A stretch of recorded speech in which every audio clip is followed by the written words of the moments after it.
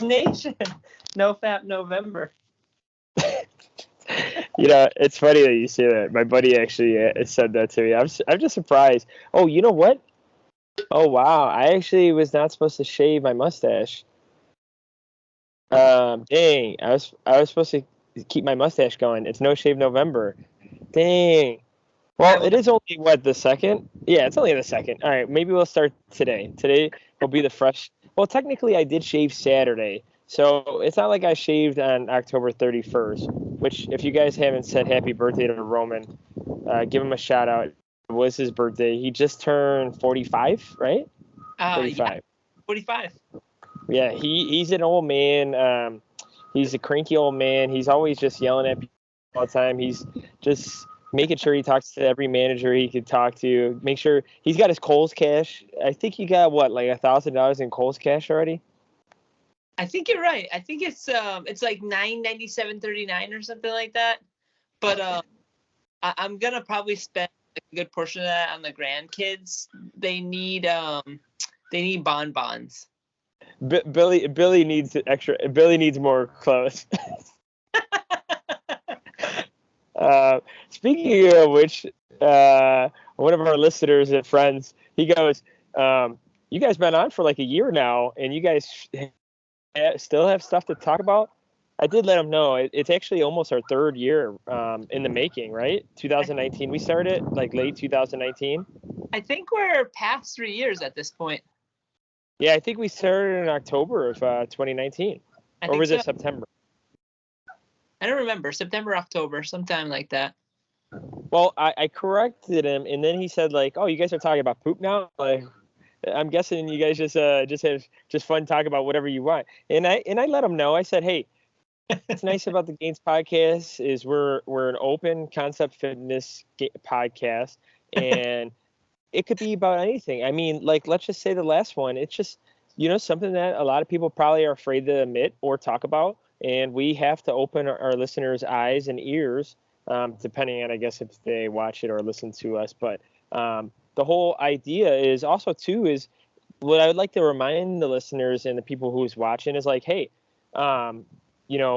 just because we talked about something, they're like new ideas, new research, new studies, new data. There's always new stuff to talk about, even if it's the past stuff. So like when, let's just say Roman was on a carnivore diet 3 years ago and he thought carnivore was the best. Oh my gosh. And then like a year later, he found out his blood work wasn't appropriate. He wasn't doing it right. And he just didn't work out. And then he talks about his experience and like, hey, that's okay. It's like full body stuff. Like, I've been doing full body for like a year now, and I really enjoyed it. I tried push-pull legs, did it for like a month, and then I came back to it because I'm training for the marathon. And a lot of the times, it's like kind of like it's not that we're going to be talking about the same thing. It's about how I think the channel has grown from 3 years. It's like it's the way we've understand stuff, how we've been through the trench, how we're AKA grunts. In the field, and like we're on that steady path of like learning. And also too, Roman probably would say this too. It's like, hey, not everything we're gonna say is correct or concrete. Not everything's gonna stay the same. Not everything's gonna be the same. And I think that's what's nice about like being honest about it, because the fact that I feel like a lot of podcasts, they're always like saying one thing. And like, I watch a ton of Joe Rogan. It's funny because even Joe, he releases like 10 times as much podcasts as we do, right? I mean, his is 3 hours, ours is 30 minutes, most of the time 3 hours. But like he goes back on the new episodes. Like if you keep track, like that's what's nice about it, because he'll be like, damn, I said this. And then like I didn't know about the subject, but I got it dated. I talked to an expert, like this is what they believe now. And it's nice because it's like, I feel like Roman and I do that to a certain extent. It's not like we have like the data research, like people like the doctors and stuff he has on, but I think we do a good deal of that because the fact that it's just always growing. And so don't mind this in the background. We're just hang drying a blanket. So if you see it blow back and forth, just don't mind it. It's not the leftover from Halloween decorations. So nice. But yeah, I just wanted to ramble that on, Roman. I don't know if you wanted to add on to that. No, that's really good. That's all really good stuff. Yeah, my viewpoint on certain things has like definitely changed. Like, for example, what was a big thing that I used to not believe in, which I started to believe in, and I don't think I believed in it again, and I believed in it again. It was something along the lines of like, does damage, like muscular damage, create hypertrophy? I think that's what I've changed my mind about multiple times. And then I think presently, I think the best we can say is a proxy indicator of hypertrophy. But that the goal is to minimize damage. And the way I'll come to that is, yes, like reading through some of the literature, although I've been horrible about that recently. So more often than not, it's like checking in on like what experts are saying, like Dr. Mike Isertel or Dr. Eric Helms, for example, or or just thinking about logical thought experiments. Like, for example, one thing that like UFC and other martial artists will do is they'll take a dowel and they'll actually like they'll hit their forearm with it, or they'll hit their shins with the dowel. And the reason why they do that, you can go flip back to our podcast on Wolf's Law. It's they're essentially like training their bone to become like more dense, and like they're also acclimating themselves to like the pain of being like kicked in the shins, because that hurts like a you know what. But that doesn't necessarily mean that you're going to cause muscular hypertrophy just because you're hitting yourself with a dowel, but you are causing muscular damage when you do that, right? So muscular damage does not beget hypertrophy, but other processes that result in muscular damage do result in muscular hypertrophy. So I think the best thing that we can say about it in the literature, from what we understand, but also from a practical standpoint, is that muscular damage may serve as a proxy indicator. And that's where we get into like, okay, if you experience muscular damage, does that mean that you experience soreness? Yes, you may experience soreness. Can I use soreness as a proxy indicator for hypertrophy? Yes, you can. Should I chase soreness? No. So Jeff Nippert has a lot of great stuff on this content. Like, you'll probably be really sore starting a new program block. So that's why it's important not to go like, balls to the walls, ease into it, for example. Unless that's just like your personality, then, just have at it. Just start hacking away at yourself. So yeah, definitely. I'm also rambling, I think, but the point of me saying that is I've held certain like opinions or mindsets in the past that I've changed, and then information contrary to that has like come up. So that is science. That's an important thing. Science is fallible. Science is not perfect. Science is ever evolving and ever changing. So the one thing that I hope that people can take from this conversation and hopefully future conversations is when somebody says like, well, that's what the science show, and say like, well, what are you saying the science does show? And then if you have contrary evidence, it's important to bring that up. And then to the best of your knowledge, you want to weigh each like individual's like evidence. Is this actually valid? And then that way, sometimes we can't agree, so it's an agree to disagree situation, but at least we can come away from the situation knowing that it's like, it could be this or it could be that. But having more of those fruitful conversations, I think, is very beneficial, because we need to understand that like, at the end of the day, like Antoine and I, we're just laymen when it comes to this. Like, we've worked out for, I don't know, multiple decades at this point, cumulatively. And I think we have a lot of like great information to share with our listeners. But in the same token, like, we don't have PhDs in like these fields. Like, I don't actively work in this field. Like, I don't have my personal trainer certification anymore. Do I train people still? Yeah, like I train friends, family, etc. But yeah, we're going to bring you the best information, the best content possible, to keep you informed on the day-to-day. Yeah, we're just fitness zealots, in my opinion. But no, back to your point about like I just wanted to add. Obviously, that was awesome. I loved every part of it. The thing like what Roman was saying is like muscle damage and soreness and whatnot. Like also too like last year or two or like the beginning of this year. I think it was like the end of last year. Like watching a lot of Dr. Mike Israetel and you know figuring out like to level up my hypertrophy and follow my training of all the long years is it was okay to like go past like or go to like RPE 9 or 10 sometimes on like a bicep curl or something that's not really going to hurt my joints too much. And I think that kind of helped me grow in a little bit more intensity when it came to the workouts because most of the time I think the only like intense part of like I mean I'm not gonna say like everything was easy, right? That's not it's not everything's not easy when it comes to lifting, and nor that it's gonna ever be always easy, right? But see, the thing is, like I would get to like my deadlift day or deadlift focus, I deadlift, okay, that was pretty intense, and then I do like vertical rows, and I do like 3 sets of 10. And then for some reason, the first set was probably pretty damn easy. Second set was probably still pretty damn easy. And the third set was like, okay. And then I realized like maybe on those rows where I'm not trying to, get the most out of it. I'm not trying to do 5 reps on the highest weights on vertical rows. Like maybe one day, but like that's just like something that's like it doesn't really it shouldn't really go into your mind, or maybe it does. I don't know. Maybe I'm wrong. But for someone like me, like on the first set, like if 10 was easy, then now I'm going 10 to 14 reps, and then if I get to 14 the next week for some reason, and I'm getting 15 or 16, that's totally fine.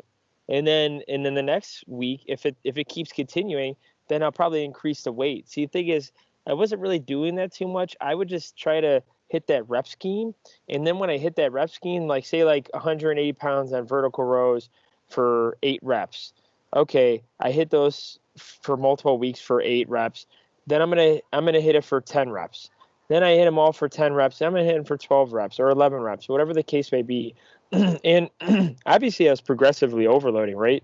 There was a point where I was progressively overloading, but there's that other factor, right? It's like, hey, like, are you ever like really gonna be like, man, I need to never exhaust my muscle, but I could hit the reps? Or are you gonna be that person where it's like, hey, try to get that max effort in. Like you're not doing something where it's hurting a bunch of joints. You're not deadlifting, right? You're not squatting, you're not benching. So why wouldn't you try to hit like say if that 12th rep was pretty damn easy, you got a nice slow and control, you controlled the whole time. Why not try that 13th? Why not try that 14th? So I mean, it's a lot of it's always a lot of it's a lot of like proactively thinking. And obviously, if you're a general lifter and you just want to stay healthy, most of that stuff doesn't even go through your mind, right? Because you're just trying to get like a back and buys day in. You're trying to get like a chest day in, and that's fine too.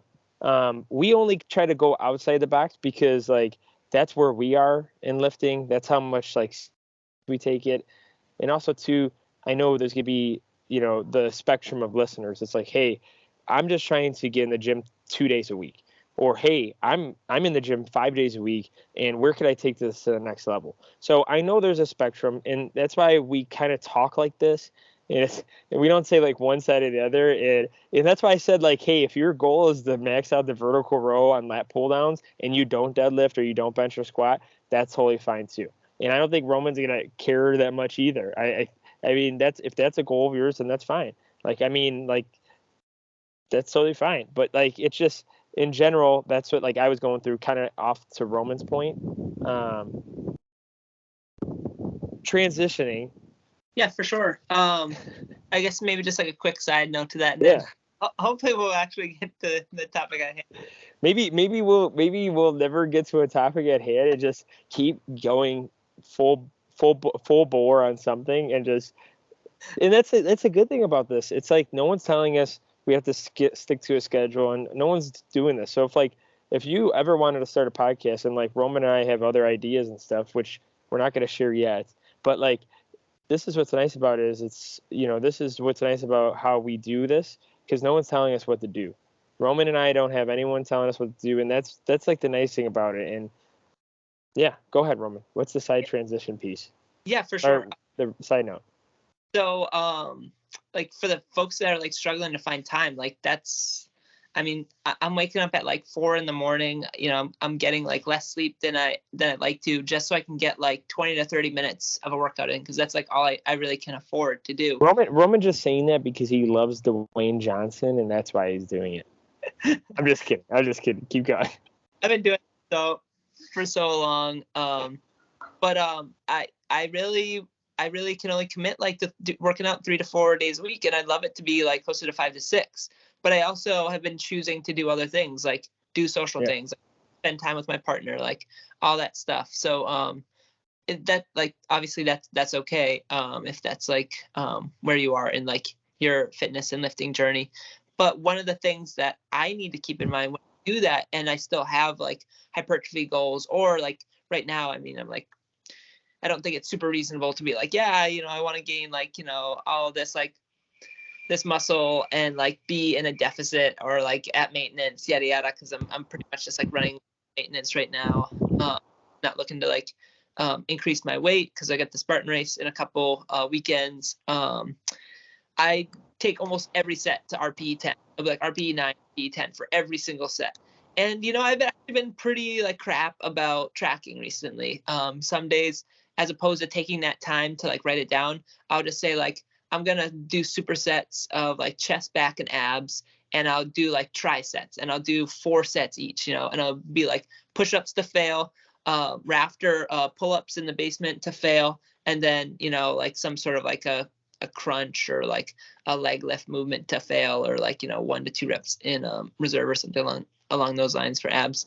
But yeah, so because I have a lower frequency, I'll usually kick up the intensity quite a bit, so I'll be much closer to failure. Whereas in a situation like Antoine said, like with his deadlifts, like he might be at like an RPE like 5, 6, 7, for example, but then he gets into his accessory work, maybe like pull downs, maybe bicep curls, tricep pull downs, like French press, and he might be closer to an RPE 9 or 10. So the best thing to do is to like learn about some of these concepts, try them out in the gym, try out like different lifts that you like, run a program, and then just see like if you're at that like 5 to 6 days a week, like do you need to be crushing RPE 10 for each set and have like 20 sets in like the entire workout? Like no, probably not. But if you're only working out like 2 or 3 times a week, eventually you're going to want to get to the point where it's like every single set for like your 10 to 12 sets that you're working on is going to be like RPE like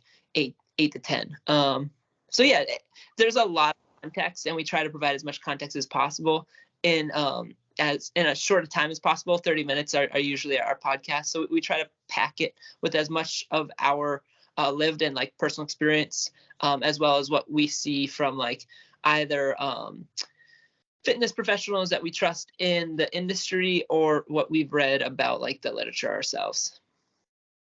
Yeah, and to Roman's point, like if you have the funds, like obviously you don't need to do this. This is optional. But what was like a really good book for me to like pursue my training a little bit serious? I can't even tell you when it came out, but the Muscle and Strength, but the Strength Pyramid by Eric Helms, Alberto Nunez. I think Matt Ogus plays a part in it. Andrea something. But yeah, get that if they have hardcovers and like e-style. So like that's like a book to read. I don't know the price. I don't know what the price is these days. I bought it like I said, like maybe 5 years ago, 6 years ago. So it's like something that was like really good for beginners, intermediate, and advanced like lifters. And it's like something where like if you get the ebook, like obviously people are pretty good with technology. Like you can like control F and say like you want to be in the bodybuilding. Boom, there's a bodybuilding section where it helps you do like a sample program, or powerlifting, building where it's a mixture of powerlifting and bodybuilding. So that's a good start. Or just trial and error. Obviously, like if you don't even want to do that since it's optional, and say if you don't have the funds, trial and error.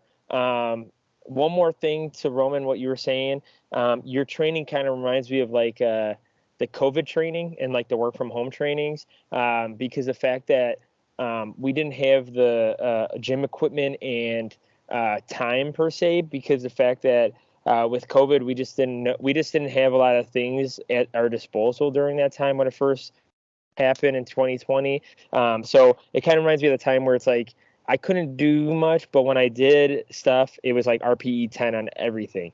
But yeah, that was one of the things. I have two other. I mean, we're not probably going to get to the topic in mind. I have two other things I wanted to talk about. Okay. Not talk about, just say, I guess. Oh, I didn't do running this week, guys, for the marathon training. I talked to Roman about this already, so Roman knows this. But I did bike. I did do miles today. I did 20 miles on the bike. I think it was I want to say it was like 20 minutes ish.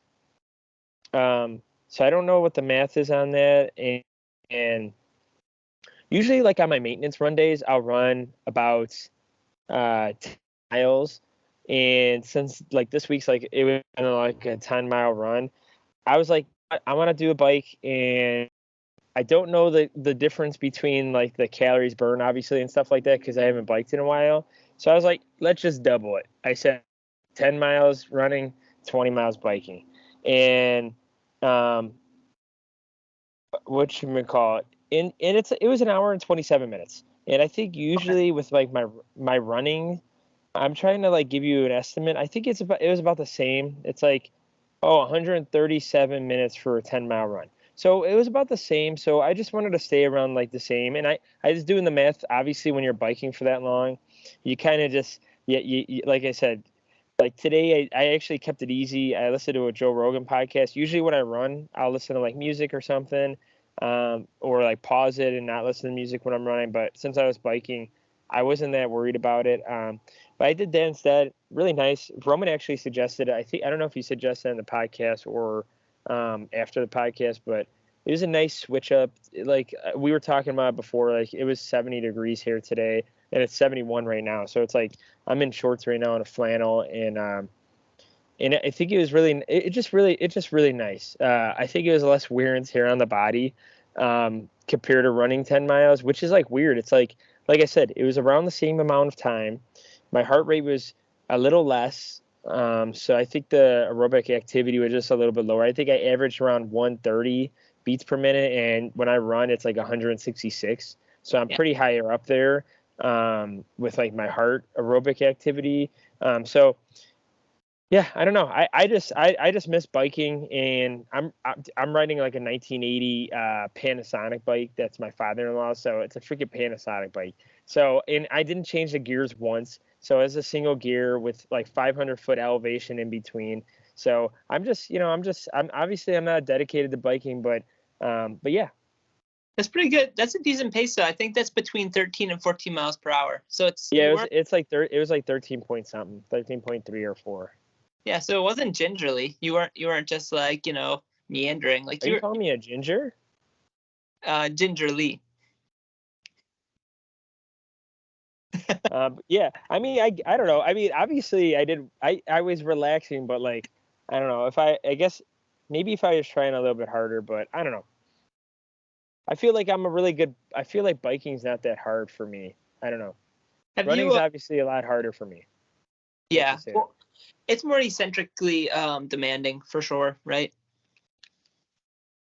Yeah, and also I don't really have like the bike clip-ins. I fortunately wasn't wearing a helmet, and especially I think I was going like 18 or 19 miles higher on. So don't listen to me. Don't do what I do. I unfortunately just didn't have I don't think anyone in the house does. So if you were serious about biking, I definitely would suggest a helmet for sure. Yes. That's You one gotta of the things. gotta go to Play It Again Sports. Get a helmet, buddy. You're gonna be a dad in a couple months. Yeah. I don't know. Yeah, it was one of those things. I know I'm not going to bike probably for the rest of the year. So I knew like getting a helmet wasn't probably worth it until like the springtime next year. So I did have the padded underwear on, which is like really a lifesaver. Those things, ever wear that or do you Um, have a pair? Man, no, I haven't worn that kind of thing since like football, but it was like the what do they call them? Like sliding shorts that had like the like the thigh pads like kind of built in. Like it was like a squishy Under Armour like thigh pad, and I think it Yeah, might have but it goes under like your crotch, so had. it's Okay, it's yeah. Yeah, that's cool. you need a pair of those, buddy. Definitely. I would if you don't wear those, then yeah. My brother that runs and now bikes. I mean, he'll do 50 miles, and then yeah, he's like, there's no chance I wouldn't wear those biking underwear. Uh, That's amazing. I'll have to look into that. Do you? they're not that expensive. They're on Amazon, pretty cheap. Okay. Cool. Yeah, I'll But definitely they're check. pretty much compression short. They're just compression shorts with it's pretty much um they like mimic a bike seat for padding, and then they just put it in the underwear, and then or well the I don't know, compression shorts, whatever you want to call them. That's it's like the hip the base of my hip bone. It's pretty much like I don't know, it might be the sacrum, not 100% positive. But that'll be like sore after like a 20 or 30 mile bike ride usually for me. So I'll definitely look into that. That sounds really cool. Have Yeah, you? yeah. I mean, feel like I'm kind of sore already over there. So Oh yeah. Some crotchal soreness. Um have you ever been mountain biking before, buddy? um no, I mean we were gonna do it in Arizona if we stayed a little bit longer, like rent a bike and whatnot. But no, I haven't. But yeah, I feel that's a little bit more dangerous than like trail riding, like I was doing. Yeah, for Yeah, sure. I definitely wouldn't do that with no helmet. I used to see a lot. We used to when we hiked. But no, I've never done it. This seems like a fun time. Yeah. That's something that I want to start looking into more next year. Like actually get a decent bike because there's some like good trails around me, and then well, I have a decent truck bike. It's like a hybrid. But they do this like bike race in Massachusetts called like the Pan Mass Challenge. And like ultimately, like my goal would be to go like they have one that goes from like Western Mass all the way down up to town. So probably like a little over 200 miles, I think. And I think they do it over 3 days. So that would be my goal to work up to. But probably not next year for the Pan Mass Challenge, maybe the year after. But I want to get into mountain biking next year, so I figured I might as well ask if you've done it before. Yeah, yeah. I mean, honestly, we'll probably do it soon. But I would love to like to end. I guess to end the podcast because I would love to get an episode going like our next year goals within the fitness world and what we want to pursue and whatnot. Because like even after this marathon, I'm actually I don't even know if I told you, buddy. Maybe I have. But like I'm gonna be starting trying to do jujitsu as What? a form of fitness. Yeah, yeah. Oh, My good buddy is a blue belt, and my other buddy is a white belt. Should be blue, but he just didn't. He hasn't went. But and I actually knew a kid growing up that they train with, which they finally told me after like years or like 2 years ago or a year. That's a purple belt. So wow. I'm gonna try it out. Yeah, I'm gonna run the marathon. But yeah, I mean, we can get into it, but I would love to do a video. Like, I'm probably gonna get another tattoo after the marathon, so I don't think rolling around on a mat with some sweaty dudes or girls is gonna be good for an open wound. So I plan on like getting another tattoo, but we'll talk about it. But yeah, that's like that's why I'm brought up like the mountain biking because like that's something I'm gonna be doing, and hopefully I like it. If not, I'll just give up, just never fight it in real life in IRL. But but yeah, that's all I wanted to add. But we'll do another episode on that. I don't want to talk too much about it. I'd rather just save that for another time. That'll be like a teaser from both of us. Sweet, sounds good, buddy. Anything else you want to add before we end this, buddy? Um, someday, sometime soon, Gainz Nation, we're actually going to talk to you about the topic that we had previously planned. I mean, it's a good one too. It's like something that I want to talk about too, because I don't know if we talked about it in this or not. But, anyways, follow us on Instagram, like us, subscribe on YouTube, and we'll see you guys on the next one. Peace.